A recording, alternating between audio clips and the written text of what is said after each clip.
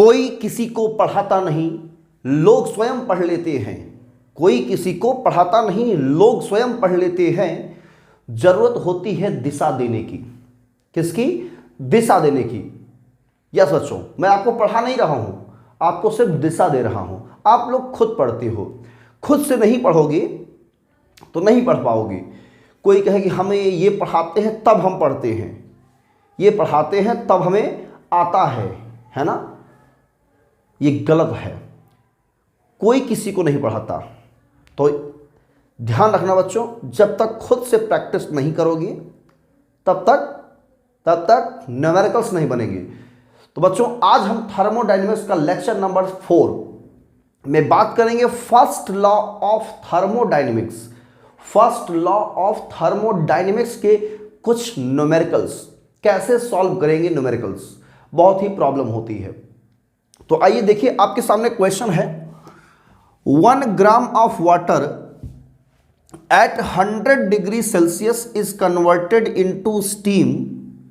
मतलब 1 gram water convert हो रहा है, 1 ग्राम वाटर कन्वर्ट हो रहा है स्टीम में। किस टेम्परेचर पर बच्चों? 100 डिग्री सेल्सियस टेम्परेचर पे कन्वर्ट हो रहा है। ठीक है, तो एट द सेम टेम्परेचर, ठीक है ना, same temperature, if the volume of steam, ये स्टीम का वॉल्यूम है इतना 1671 सेंटीमीटर क्यूब, ये वॉल्यूम है स्टीम का। Find the change in internal energy. Internal energy में कितना चेंजेस आएगा। Latent heat of steam given है कितना, स्टीम का लैटेंट हीट ये दिया हुआ है। और यहाँ जो प्रेशर है वो कांस्टेंट है, वो है एटमॉस्फेरिक प्रेशर, जिसकी वैल्यू गिवन है 1.013 इंटू 10⁵ पास्कल। तो इस न्यूमेरिकल को कैसे सॉल्व करें बच्चों? आप लोग इस वीडियो को स्टॉप करके 2 मिनट अपने से ट्राई कीजिए। First law of thermodynamics apply होगा, उसी का ये न्यूमेरिकल है। और पिछले लेक्चर में हमने सिर्फ फर्स्ट लॉ ऑफ थर्मोडायनेमिक्स के बारे में डिटेल से एक्सप्लेन किया था। तो हमने बोला था कि मैं नेक्स्ट लेक्चर में इस पर न्यूमेरिकल्स डिस्कस करेंगे। तो अब ये लेक्चर आपके न्यूमेरिकल्स के लिए है और कैसे सॉल्व करें, ठीक है ना। तो आइए प्रैक्टिस करते हैं इस पर। 2 मिनट पहले ट्राई कीजिए आप लोग खुद से। और जो बच्चे पिछला लेक्चर अगर ना देखे हो वो देख सकते हैं, इसके डिस्क्रिप्शन में जाकर के, इस वीडियो के डिस्क्रिप्शन में जाकर मैंने लिंक दे दिया है, उसमें आप लोग क्या करेंगे, क्लिक कीजिए, आपको वो वीडियो लेक्चर मिल जाएगा। उसमें मैंने ये न्यूमेरिकल्स कैसे सॉल्व होंगे उसको डिटेल समझाया बच्चों। तो ट्राई कर लिया आप लोगों ने वीडियो स्टॉप करके, ठीक है। हम ट्राई करते हैं कैसे सॉल्व करें इस टाइप क्वेश्चन को। जरा समझिए ध्यान से, इसमें कुछ कहानी नहीं है, मतलब कुछ कहानी जैसा नहीं लग रहा है आपको। कहानी नहीं है मतलब कहानी जैसा कुछ नहीं लग रहा है। ध्यान समझो, वाटर कन्वर्ट होता है, कभी ना कभी आपने इस चीज को पढ़ा होगा। ये कौन सा प्रोसेस हो रहा है यहाँ पे? वाटर कन्वर्ट होता है स्टीम में। इसके पहले लेक्चर में बताया था। तो आप कहोगे डेफिनेटली सर, जो पढ़े हैं बच्चे वो कहेंगे सर ये आइसोबेरिक प्रोसेस हो रहा है। और आइसोबेरिक प्रोसेस में मैंने बताया था कि जो प्रेशर होगा उसके अगेंस्ट वर्क होता है, होगा ना। तो कितना हीट ले रहा है वो हम निकाल सकते हैं इसके लैटेंट हीट से, क्योंकि कन्वर्जन में हमने बताया भी था आपको, कन्वर्जन में जब कन्वर्जन होगा तो लैटेंट हीट रिक्वायरमेंट होगी वहां पे। तो लैटेंट हीट कैसे निकालेंगे? dq इक्वल टू हमने पढ़ाया है ml, q equal to ml। तो हम स्मॉल अमाउंट मान चलते हैं क्योंकि वाटर हमारा कितना ग्राम है? 1 ग्राम है। तो इतना हीट लगेगा हमको कन्वर्जन में। तो पहले हम वो अमाउंट ऑफ हीट ही निकाल लेते हैं, फिर इंटरनल एनर्जी की बात करेंगे। तो dq इक्वल टू मास कितना दिया है बच्चों? 1 ग्राम। तो 1 ग्राम को हम लोग कन्वर्ट कर लेंगे किसमें? किलोग्राम में। अगर बात करें 1 ग्राम कितना किलोग्राम के बराबर होगा, तो 1 इंटू 10⁻³ से मल्टीप्लाई कर देंगे, किलोग्राम में आ जाएगा। लैटेंट हीट गिवन है किसमें? जूल पर ग्राम में। तो जूल पर ग्राम में इसको हम किलोग्राम में लिखेंगे तो 2256 मतलब 2256 जूल पर ग्राम है। तो ग्राम को हम क्या लिखेंगे? किलोग्राम। तो 1 ग्राम है तो क्या करेंगे इसमें 10⁻³ से मल्टीप्लाई कर देंगे, ठीक है ना। तो ये आपका जो है बच्चों कट जाएगा पूरा का पूरा, है ना। ये 1 ग्राम आपका पूरा कट जाएगा। कितना आ जाएगा आपका heat? 2256 joule amount of heat लगेगा कन्वर्ट होने में वाटर को किसमें? स्टीम में बच्चों। हाँ सर, अब समझ आया। आइसोबैरिक प्रोसेस याद करिए लेक्चर। कन्वर्ट होने में कितना हीट रिक्वायरमेंट होगी पहले वो निकालेंगे बच्चों, और कुछ नहीं निकालेंगे। पहले हम वो हीट निकालेंगे, कितना हीट ले रहा है। अगर यहीं पे क्वेश्चन दिया होता कि वाटर कन्वर्ट हो रहा है मतलब फ्रीजिंग में हो रहा है, उस आइस में जम रहा है, उसका फ्रीजिंग हो रहा है, तो क्या हीट लेगा? नहीं। अब हीट निकालेगा, देगा। तो ये हीट ले रहा है, तो इस हीट को किस में लेंगे? पॉजिटिव में।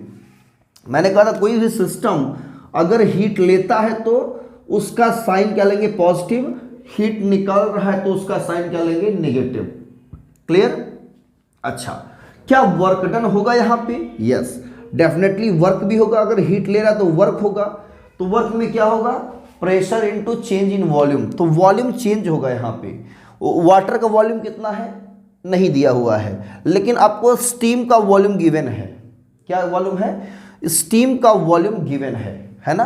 तो स्टीम का वॉल्यूम आप निकाल लेंगे, तो वर्क निकालेंगे pressure into change in volume.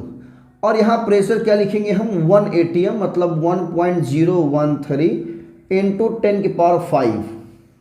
इसको भी आप मीटर क्यूब में चेंज कर लेंगे, है ना।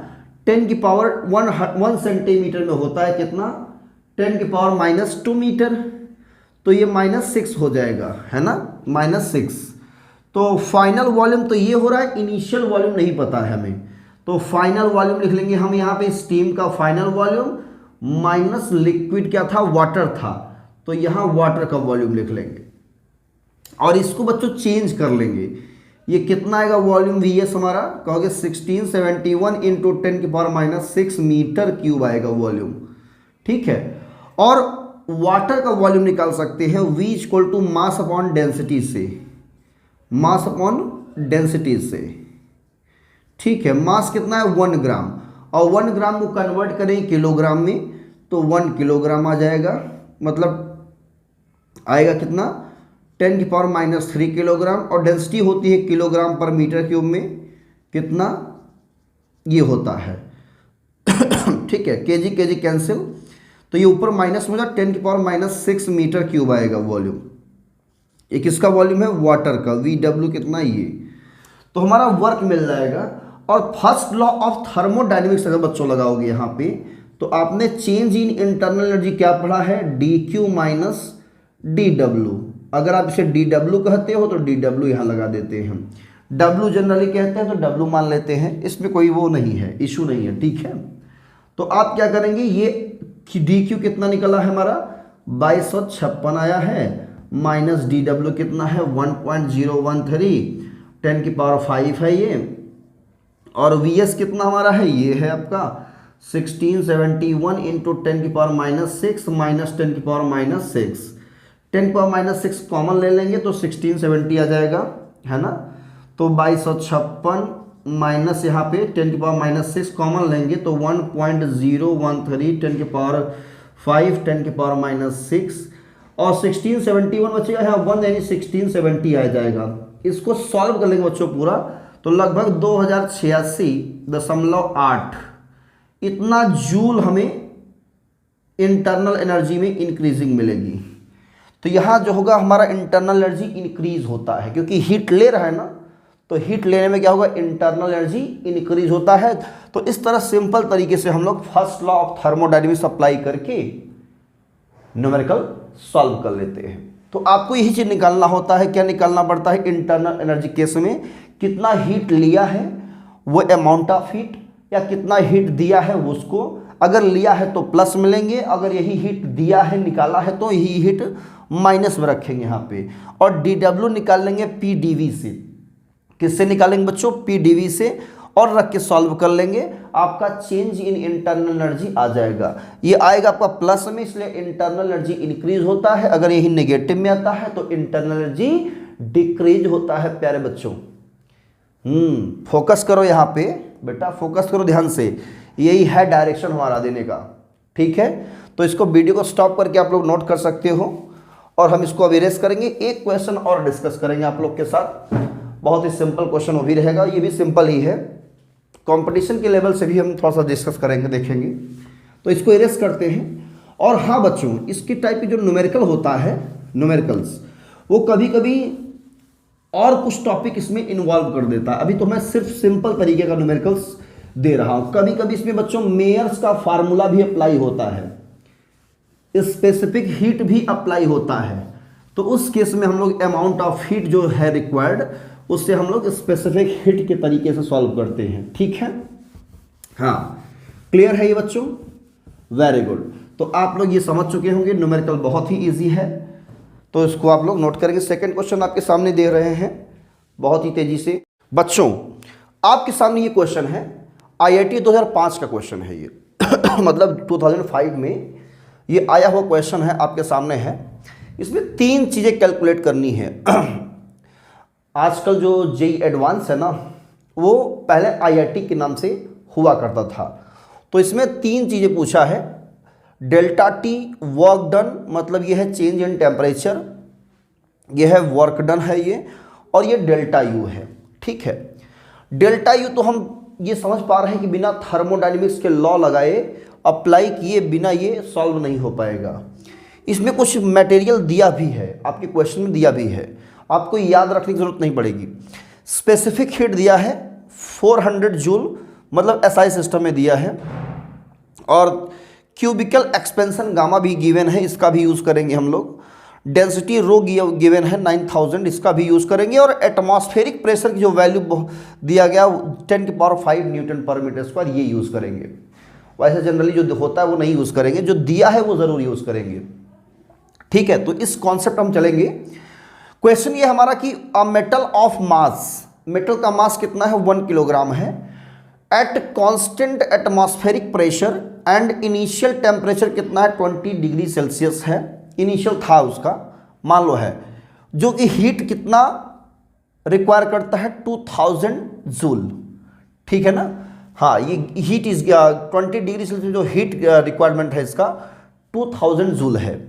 तो हमें कितना टेम्परेचर राइज करता है? भाई 20 था, कुछ हीट लिया है, कितना हीट लिया है?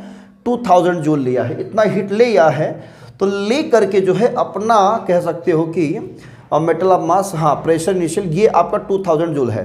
तो डेल्टा टी कितना टेम्परेचर इंक्रीज हुआ है वो कैलकुलेट करना है बच्चों। तो आइए सॉल्व करते हैं। तो इसमें पुराने कॉन्सेप्ट जो थर्मल प्रॉपर्टीज ऑफ मैटर था, उससे हमने specific heat of solids and liquid के बारे में पढ़ा था। Delta Q equal to m c delta T, m c delta T, ये हम लोग यूज करेंगे बच्चों, बहुत ही तेजी से यूज करेंगे इसको। ठीक है ना? यूज करना है इसको। तो इसका जब यूज करेंगे तो हमारा डेल्टा टी अपने आप निकल जाएगा। तो चलिए पहले के लिए यूज ही कर लेते हैं। तो यहां से डेल्टा टी निकालेंगे, तो delta Q by m into c. Delta Q 2000 आपका गिवन है शायद, मुझे लग रहा है, जहां तक ये है आपका। और मास कितना गिवन है? 1 दिया हुआ है। और सी स्पेसिफिक हीट आपको यहां से उठा लेना है, 400 दिया हुआ है। सॉल्व कर लेंगे इसको, तो 4 पंचे 20, 2 जीरो कट जाएगा ना। ये 2000 जूल है और जूल पर किलोग्राम डिग्री सेल्सियस। ठीक है, ये 2000 जूल है। तो ये हम सॉल्व कर लेंगे बच्चों, और ये आपका आ जाएगा कितना? 5। ठीक है, 5, हाँ 5 डिग्री सेल्सियस ये आपका आ जाता है। ठीक है, नोट कीजिए इसको, नोट कर लिया बच्चों। हाँ बच्चों, एक प्रॉब्लम यहाँ पे थी कि यहाँ पे जो क्वेश्चन में 2000 दिया है ना, एक्चुअली 20,000 जूल है। आप लोग भी इसमें करेक्ट कर लीजिए, ये एक्चुअल में 20,000 गिवन है। तो ये बाय मिस्टेक से हमने इसको 2000 लिख दिया है, तो आप इसको करेक्शन कर लीजिए। तो यहाँ जब 0 एक बढ़ेगा तो 2 जीरो कटेगा, तो फाइनली यहाँ में 50 आना चाहिए। ठीक है ना? कितना आएगा? 50 डिग्री सेल्सियस आएगा। तो एक आंसर तो इससे आप निकाल लेंगे। हमें चाहिए चेंज इन इंटरनल एनर्जी, और ये कैलकुलेट करने के लिए हमें चाहिए वर्क डन। क्या चाहिए? Work done. तो वर्क डन कैसे निकालेंगे? वर्क डन के लिए होगा pressure into change into volume. Volume में कितना चेंजेस आया, इसके जब हीट दिया गया मेटल रॉड को, ये है ना, मेटल को जब हीट दिया गया तो उसके वॉल्यूम में कितना चेंजेस आया। भाई एक्सपेंड होगा ना, एक्सपेंशन होगा, उसका वॉल्यूम चेंज होगा। पहले वॉल्यूम कुछ था, बाद में वॉल्यूम कुछ और हो गया। भाई किसी को हीट दोगे तो क्या होगा, उसका वॉल्यूम चेंज होगा ना बच्चों। भाई इसे मान लो ये मेटल का रॉड है, आपने खूब इसको हीट दे दिया तो क्या होगा, इसका वॉल्यूम कुछ ना कुछ चेंज होगा, एक्सपेंशन होगा। जब वॉल्यूम का एक्सपेंशन होगा उसमें कौन सा कोएफिशिएंट यूज करते हैं, आप पढ़े होंगे थर्मल प्रॉपर्टीज ऑफ मैटर में कोएफिशिएंट ऑफ क्यूबिकल एक्सपेंशन। तो चेंज इन वॉल्यूम जब निकालते हैं बच्चों तो क्या निकालते हैं हम, आपने पढ़ा गामा इक्वल टू, हम ये डायरेक्ट लगाते हैं, gamma equal to change in volume upon original volume into rise in temperature. Original volume कितना दिया गया है, जरा ये देख लेते हैं। ठीक है, ओरिजिनल वॉल्यूम शायद नहीं दिया गया है ना, हाँ ओरिजिनल वॉल्यूम नहीं दिया गया है इसका। तो यहाँ पर बच्चों डेंसिटी दिया गया है ना, क्या दिया गया है, डेंसिटी। तो डेंसिटी इक्वल टू क्या होता है, मास अपॉन वॉल्यूम। तो हम ये वॉल्यूम कैलकुलेट कर सकते हैं, ये वाला वॉल्यूम है ना, ये वॉल्यूम यहाँ कैलकुलेट करते हैं। तो मास अपॉन डेंसिटी आ जाएगा, मास कितना है 1 किलोग्राम है और डेंसिटी है 900, तो ये आ जाएगा मीटर क्यूब। ये वॉल्यूम इनिशियल आ जाएगा। तो पहले यहाँ से change in volume delta we निकालेंगे तो गामा वी डेल्टा टी आ जाएगा बच्चों। गामा की वैल्यू आपको गिवन है कितना, 9 इंटू 10⁻⁵ और 1 वी कितना दिया है आपका, ये दिया है कितना 1/900 इंटू डेल्टा टी दिया है 50 दिया गया है, कितना दिया है 50। तो ये तो इससे कैंसिल हो जाएगा और 2 जीरो इसे भी कैंसिल हो जाएंगे, तो 10⁻³ बचेगा यहाँ पे और इंटू 50। तो शायद यहाँ पे 5 इंटू 10⁻² बचेगा मीटर क्यूब। ये आपका चेंज इन वॉल्यूम आ गया। अब आप निकाल लेंगे यहाँ से वर्क डन निकाल लेंगे। क्या निकाल लेंगे बच्चों, वर्क डन।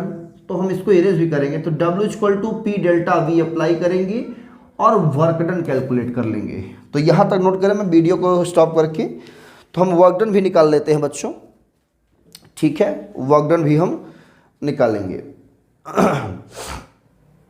ठीक है,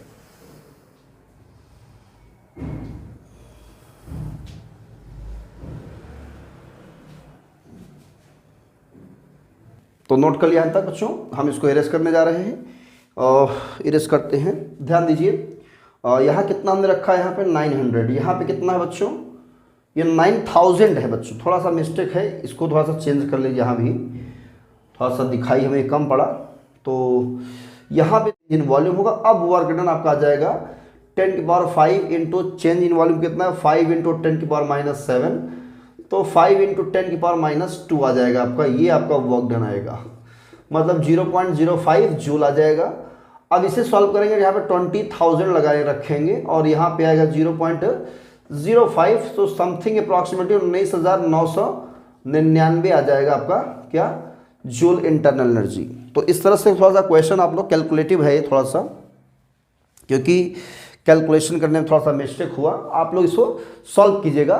तो इस टाइप के न्यूमेरिकल सॉल्व होते रहते हैं। ठीक है, तो आई होप कि आप लोग को कॉन्सेप्ट क्लियर हुआ होगा, कैसे सॉल्व करते हैं इसको। मेनली हमें कॉन्सेप्ट जानना है, सीखना है कि न्यूमेरिकल कैसे आ सकते हैं। तो यहाँ पे देखो स्पेसिफिक हीट लगा, वहाँ लेटेंट हीट अप्लाई हुआ। कभी कभी मेयर का फार्मूला भी आएगा, लेकिन अभी मेयर का फार्मूला हमने नहीं पढ़ाया आपको। जब तक स्पेसिफिक हीट ऑफ गैस और मेयर्स फार्मूला नहीं पढ़ेंगे तब तक कुछ और भी क्वेश्चन आपको थोड़ा सा प्रॉब्लम क्रिएट करेंगे।